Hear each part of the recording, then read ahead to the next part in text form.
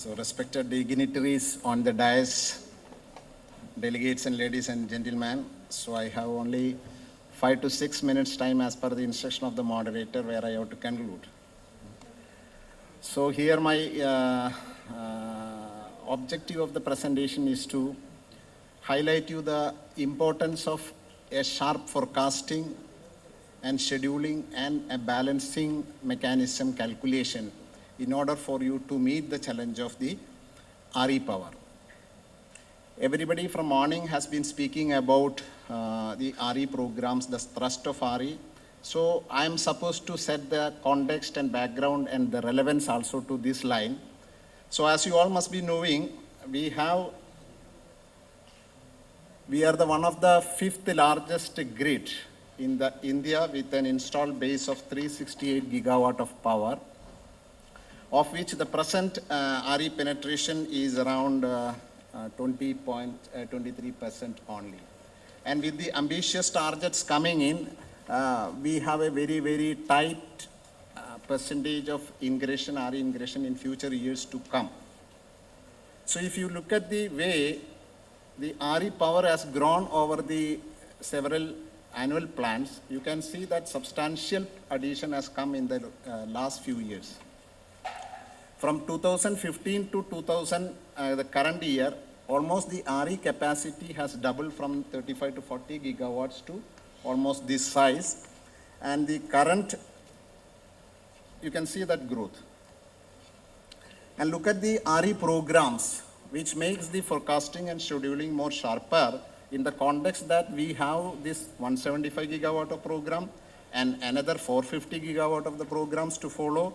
So the current mission is set to be a reality, and we are likely to exceed.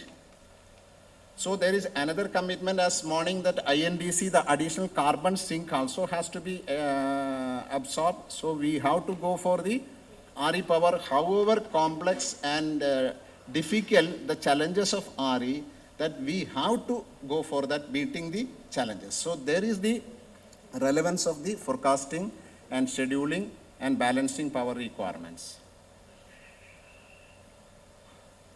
So we have, these are solar power, in fact, has gone by 7 to 8 times. Wind has almost doubled. These are some of the statistics everybody, all of you know, so I am not taking much of the time on this one.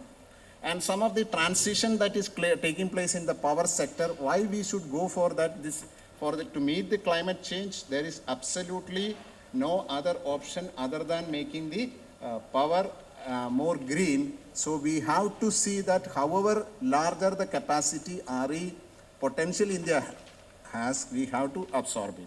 So because it helps the decarbonization.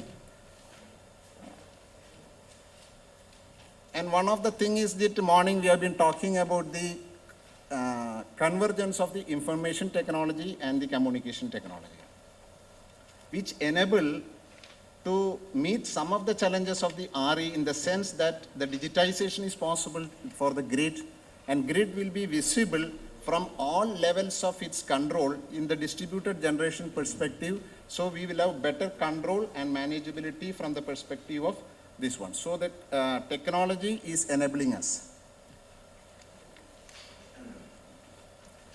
RE, as all of you know, that it has inherent variability.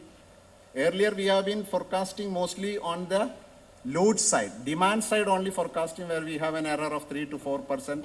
Now the challenge is that we have to forecast both the generation as well as the demand. So the error can be on both sides. How it combines and make the grid operation more complex is to be one of the key issues. So here I am taking you to some of the issues of RE-rich southern state. AP, Karnataka, Tamil Nadu, Telangana, the installed base share compared to the national share, you can see that Tamil Nadu has almost 59% and all other person near the 30 to 40, 50% of the installed base share. And if you look at the penetration of RE, you can see, please look at this slide, you can see that Karnataka has experienced on 9/8/19 at 1150 hours, 90% of the instantaneous RE penetration. So it was meeting 5163 megawatt of the 5713 demand almost from RE. And look at the AP, different days, different times I have picked up this data to see really the penetration of RE that has happened. So how this penetration, if this data is that, means we have really absorbed this power. And on some other days we have to go for the curtailment, so many other issues, but there is a statistics that we have absorbed to this level. And if you look at the 18-19 statistics, billion unit share, that is almost 23% of 1/4 of the energy. Morning there was a discussion that we are not only discussing on megawatt basis, it is on the megawatt hour basis, how much of the RE power we really have been able to absorb. So it has gone to the southern region, that 1/4. So if the Prime Minister target is also going to happen, probably we will be meeting on an RTC based the RE power, RTC based. So that is the kind of challenge. So when it comes to the forecasting and schedule, solar eclipse has been a recent incident where we could reasonably, POSOCO has the really take the credit of doing the entire task of the forecasting for that matter. It was well forecasted. We could manage the entire process because it was a major impact to the solar and grid generation, and the task was made more simple. So you can see, we have been speaking about the decrease in the ramp, increase in the ramp, all things become really relevant. This was experienced. You can see that ramp has gone to 190 in single blocks, up ramp, and down the ramps were up to 104 megawatt per second per minute megawatt ramping. So the ramp down, the ramp up, and also you can see that amplitude and the phase at which it is really happening from the forecasting and scheduling perspective. So almost we have lost 5,700 from the same day previous level at 830. On a national level, I think it was around 7,000 something. So here you see that the forecasting error. 1 minute, So please. at 805, you can see that there is 14%. It was less, and it was even 3% at 1120. So the error also you can be, according to the error, how that balancing power demand also has. This was one of the real experience. POSOCO has brought out these results in their detailed study report.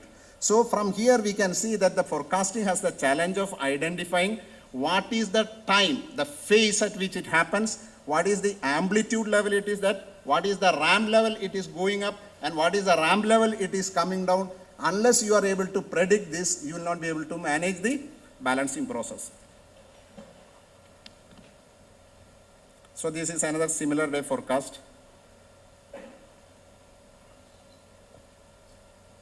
And this is the frequency variation. You can see that it was a well-planned, well-thought-out program, solar eclipse. It was well discussed, and everybody was prepared. And maybe due to the better coordination of REMC and all put together, there was an overcompensation in the initial phase. So frequency has really gone up. Everybody was expecting that a fall of frequency, but frequency has really gone up. And towards the end also, it has gone down. So these are some of the things which has lack of coordination. So how best it is to be there in the forecasting perspective, you can see. And how, as a balancing supplier, this is what Kerala has done. Specific case, we have been doing a frequency forecasting. So we have been preparing our hydro storage to supply the balancing power to support the grid, but we knew that in the real time the frequency is going reverse, and our frequency forecast was updated to meet that. You can see that wherever frequency has gone down, we have supported the grid by exporting the power, and we made good money. You can see some of the rates, we got 8 rupees. You have to conclude So this was, now. so the sharper your forecast, this is that balancing zone, the frequency. I'm really telling this was a use case example which everybody should take note, that the balancing power supplies, energy storage. We are telling about the solutions, energy storage or even hydro. We had the hydro. So provided we had a sharper frequency, it makes sense for you to schedule those one and make money while ensuring the security and reliability of the grid. This was a use case. And one small slide, sir, I will take only 1 minute, kindly give me. So this is one of 30 the most seconds. So one of the things that Karnataka RE profile, though the state minimum at which it is coming, the state maximum when it is coming, when the wind is having its maximum, when the wind is having its minimum, when solar is having its maximum, and how that non-coincident maximums are coming. This varies from state to state. So it is not an easy task for the forecasting agency. So REMC is most relevant. REMC alone can do, provided they have the right infrastructure. They only can do the scheduling and all those requirements. And these are some of the use case learnings. In the interest of the time, I will go to the key recommendations. Of course, we find that it is relevant that we should have a reliable and very robust forecasting mechanism if you really want to absorb and meet the challenges of the things. And IMD, how we have been able to use the solar eclipse as a good case, because we have taken a lot of efforts based on the IMD. So IMD really has not pitched into the power sector. If we can use their infrastructure, efficiency and fine tune, probably we will be able to manage this challenge to a great extent. IMD really has the expertise, but we have to sharpen their schedule, like every half an hour or every 1 hour we should get the updates, and the regulator should also support us to have more revisions and lesser gate closure requirements in the system operation point of view. And RAM rates, we have been speaking about the RAM rates. Currently, CA study shows 3%, but practically our thermal stations are able to get 0.65%. So this is a great challenge. There is no flexibility issue. We have been talking about the flexibility of the thermal stations. 40% is as per regulation, but practically 70% it is a great challenge. So these are some of the things. Anyway, there is solutions, new technologies to come, new markets to come. Power quality could be an issue, training, capacity building, all are some of the requirements from the perspective of this. These are some of the, thank you very much. Thank you very much. Thank you.